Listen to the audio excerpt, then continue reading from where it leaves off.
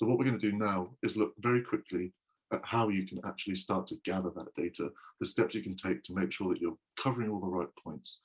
And what we do is we use environmental sensors, which monitor CO2, temperature, and humidity. So right there off the bat, you're hitting the three main pillars of indoor air quality in one sensor. And this is battery powered, sits on a wall. You put it about 4 feet above the ground, or roughly head height when someone is sitting. You kind of want to concentrate on where people are most of the time. When you're in an office, it tends to be that you're sitting down at your desk.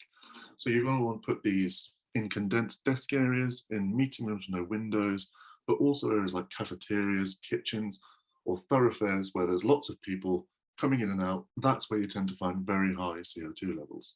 And then this data is transferred to our dashboard, which is where the analytics get done, and those graphs that you saw earlier are generated.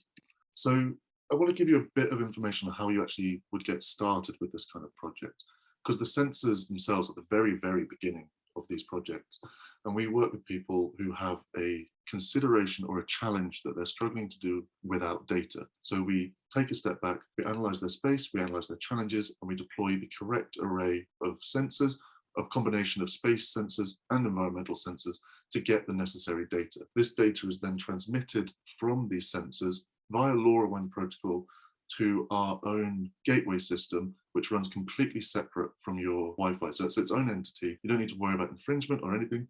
And one of the most common things we get asked is this all GDPR compliant? Does it correspond to the EEC?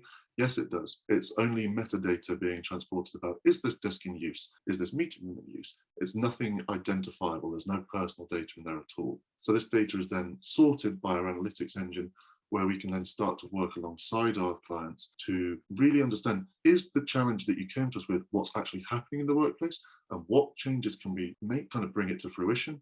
If we're talking about CO2 levels, it would be what spaces can we put people in to bring that level down? What can we do in terms of ventilation to get that CO2 level down again?